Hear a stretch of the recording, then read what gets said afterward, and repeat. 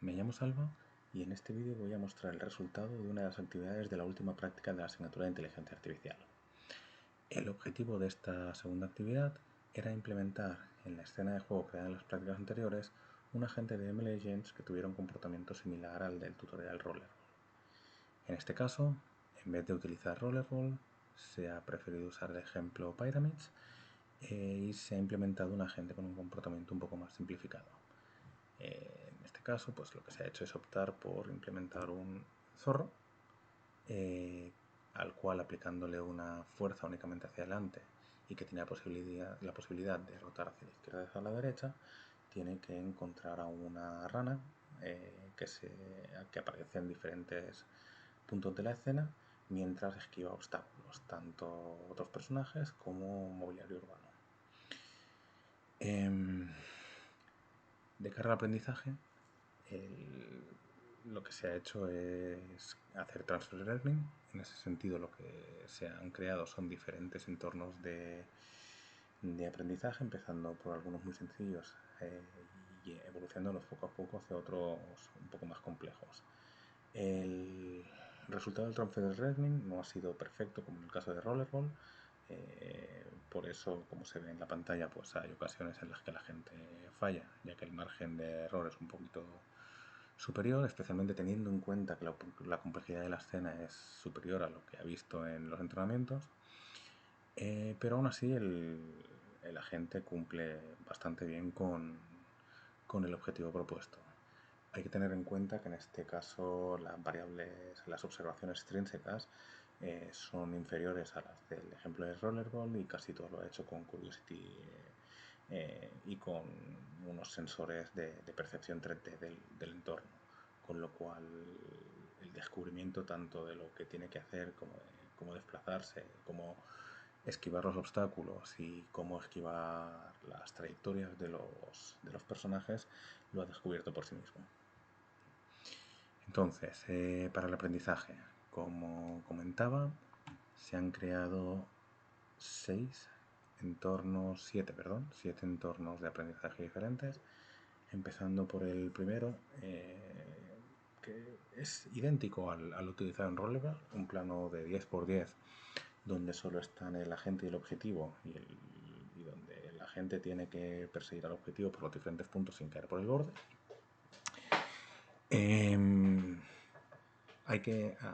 Es importante mencionar que lo que se ha hecho es crear prefabs de las training areas y se han duplicado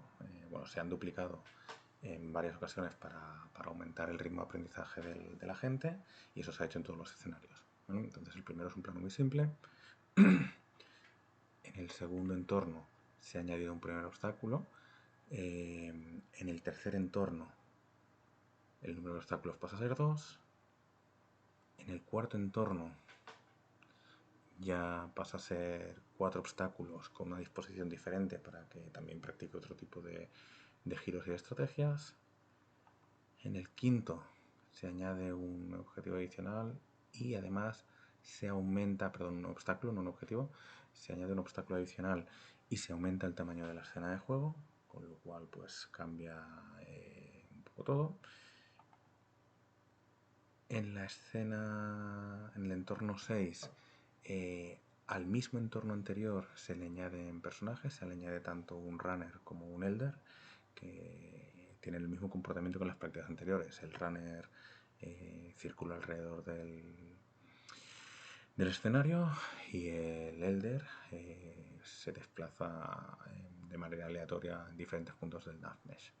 Entonces lo que aquí aprende la gente es no solo a esquivar los obstáculos y a llegar hasta el objetivo sin caer por el borde, sino también a esquivar a estos agentes agentes de Navmesh y a predecir sus trayectorias. Aquí pues básicamente ya se llegó un poco al resultado esperado, ya hacía todo lo que se quería que hiciera, pero cuando se trasladó al entorno real, a la escena de juego, pues se vio que los resultados no eran los idóneos aquí. Así que lo que se hizo fue crear un último entorno de aprendizaje en el que básicamente se extrajo únicamente la sección de la escena de juego en la que se iba a producir pues esta interacción del ML Agent con el entorno, que es al final únicamente la plaza central, con su mobiliario urbano y con los 8 elders que por defecto tiene la escena. Entonces, de cara al script para el aprendizaje, si bien está basado en el ejemplo de Pyramids, ha habido muchos cambios. No solo porque para la heurística, como en el caso de Rollerball, se ha utilizado el nuevo sistema de input de Unity, sino también porque se han añadido puntuaciones y otras características que el ejemplo de Pyramids no dispone. Por ejemplo, el target aparece en puntos aleatorios de la escena y lo hace lo hace de manera aleatoria, comprueba si es un punto del graph mesh simplemente para asegurar que está en un punto correcto. Pero sobre todo, lo más importante es que se han añadido recompensas negativas que el ejemplo de Pyramids no tiene, como por ejemplo al tocar los bordes, o como por ejemplo al colisionar durante mucho rato con uno de los obstáculos. De hecho, lo que se hace es que en cada step se le restan 0,1 y cuando llega a 10 steps en los que esto ha pasado, se finaliza el episodio. Cabe destacar que esto se hizo así, esta limitación de 10 steps, porque al dejarlo infinito, es decir, hasta el máximo de steps de la escena, que eran 5000, se detectó un comportamiento no deseado, y es que en ocasiones el agente prefería quedarse atascado en el obstáculo antes que perseguir el objetivo. Al añadir esta limitación, parece que la recompensa negativa se hizo más tangible o más predecible en todo caso, y el agente pasó a aprender que los obstáculos pues no debía tocarlos y que debía ir hacia el objetivo. Por lo demás, pues más o menos funciona igual que Pyramids.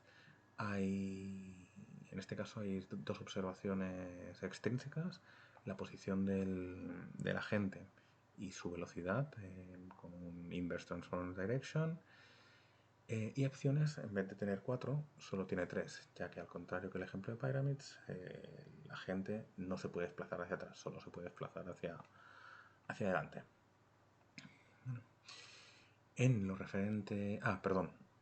hay dos versiones de este script. Básicamente lo único que cambia entre ellas es la manera en la que se spawnea el target en el escenario, ya que los entornos de aprendizaje son un poco diferentes en composición y en jerarquía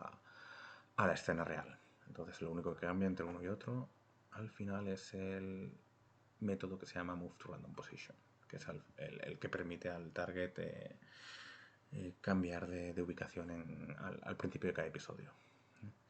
Ahora sí, en lo referente al fichero de configuración, inicialmente se creó uno para cada entorno de aprendizaje porque se pensó en adaptar las variables en caso de no funcionar para cada uno de ellos, pero al final, después de muchas pruebas, pues se vio que en verdad la gran mayoría de valores permanecían iguales, todos, de hecho, excepto por los max steps, que es lo único que se ha ido adaptando a lo largo del aprendizaje. De hecho, si vemos los diferentes resultados en TensorBoard, vemos que en el primer entorno, además de que se alcanzó una puntuación muy alta, solo hicieron falta 500.000 steps.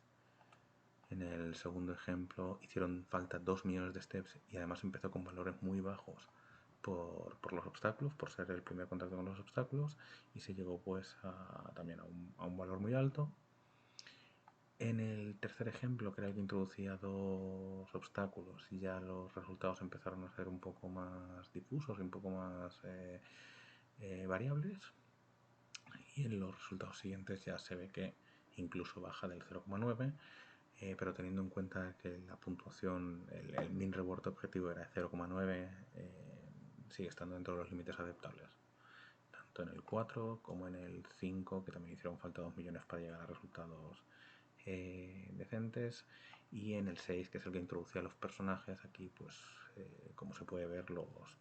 una mayor fluctuación en el aprendizaje, si bien la gran mayoría de valores,